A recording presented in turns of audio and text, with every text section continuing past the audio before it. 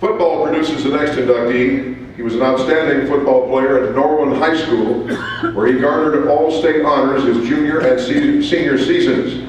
He was also the Foothills Conference MVP. Took his considerable talent to Ohio State University, where he played in 3 Rose Bowls under the legendary Woody Hayes. He was also drafted in the 12th round by the Chicago Bears in 1975 and became the first rookie to lead the Bears in tackles. As the Bears starting free safety for 8 seasons, he gained national notoriety under defensive coordinator Buddy Ryan when Ryan developed the 46 defense, naming it after Doug's number because of his heavy-hitting style of play. After 20 years in the business world, he became the head coach in arena football and earned 2 Coach of the Year honors. Currently, the defensive backfield coach of the New York Jets, but a big football name from Western Pennsylvania, Mr. Doug Plank.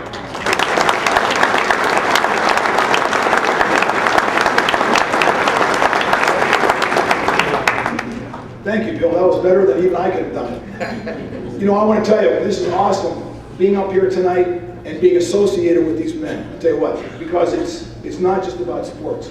And you know that as a coach, and you know that as a player. It's about you sitting out there tonight. It's families, it's friends, it's your associates, it's your coaches. That's what makes this sport so special. Once again, I want to thank the selection committee and also just congratulate the inductees. But like everyone else here tonight, I'd like to acknowledge some people because they really made this possible for me, starting with my wife Nancy of 33 years. I want to thank Mother Nature because she provided the snow back in 1972 to allow me to throw a snowball through her dorm window. That's how we met. My brother Mike is here tonight, and his wife Sissy, and I want to thank them because they were 2 of the 6 people that attended my wedding. Back in 76. Every coach up here and player knows that between August and December, your life is not your own. Everything that you have to do that's outside of your sports is done in your day off. I had to get married on my day off. I decided on Saturday that I was going to get married on Tuesday. My brother Mike and the parents, my parents, and my wife's parents were the only people that showed up. A lot of invitations went out, but that's what the story goes. I'd like to thank my uncles, Uncle Bill and Uncle George, who came tonight. You know, they were special in my life as I grew up. My cousins are here tonight, George and Mary Lou, and also 2 of my high school coaches, Fran Land and Bob Garitano. I want to thank each of you guys because you made a big difference in my life. Each of you deserve a hand for living in a part of the country that is unique. Every one of these men up here have been around this country and been in different places, different teams, NFL, college, high schools. It doesn't matter what it is. What makes this area special is each and every one of you. And I have to tell you, I've been all over this country, played in all different stadiums, but this place is special. And I knew that anytime I ever came here, especially as a Chicago Bear to play the Pittsburgh Steelers, I better have my game face on. And I'll have to tell you, none of the times that we came here with Chicago Bears did we walk off that field successful. And we knew going in, not only was it going to be a war of points, but it was going to be a war of wills on that field. This place isn't about bridges, it's not about rivers, it's about champions.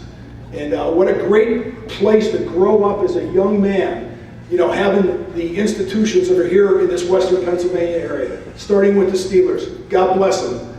How many other teams in the country are trying to get their 6th Super Bowl? Just a couple nights ago, I was sitting in my cousin's house, and we were watching the Penguins beat up on Montreal, talking about personnel, how can we get the Steelers back in the Super Bowl, you know, to win it for a 6th time. That conversation doesn't happen anywhere else. One of the things about this business, though, sports, you don't travel alone. It's not about you. It's about the other people that support you. Because without them, this is not possible. It's not possible. You can't go home to your families, your wife. Talk about our day off. My wife was pregnant. She was due in September. Guess what? We made sure that baby came on the day off.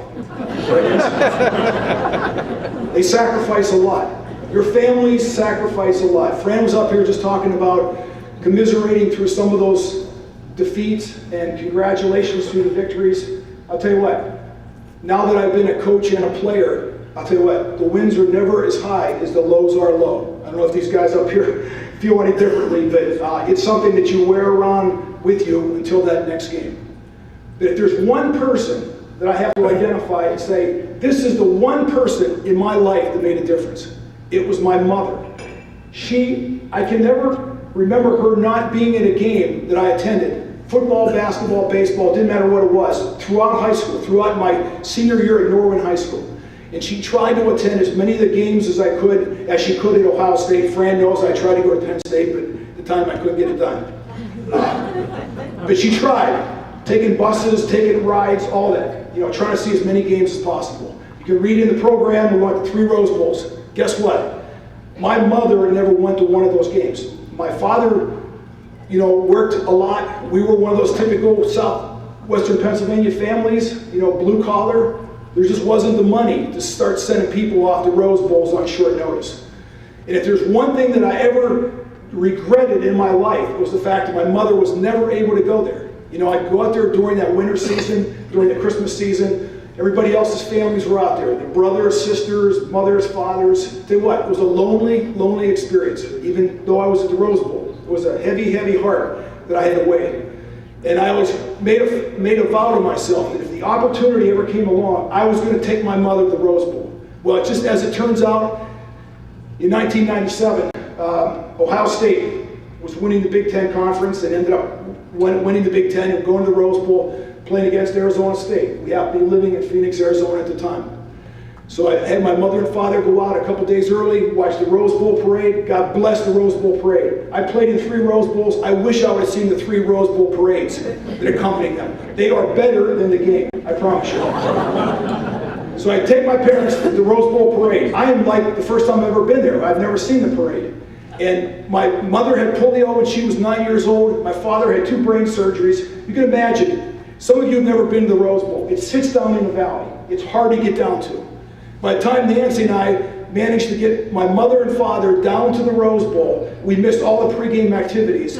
And we get down to the stadium, we get to our seats, and here comes Ohio State onto the field. The band starts playing, people start pumping up pom-poms, and I thought this was a moment of ecstasy for my parents. I looked over at my mother, and tears are running down her face. Tears, just uncontrollably. And I said, Mom, what's the matter? Are you okay? And she said, Doug, I wish I would have been here for you 25 years ago when you ran onto that field. I said, you know what? You were here. You were in my heart. Now you know my favorite football memory of all times. Thank you. Good night.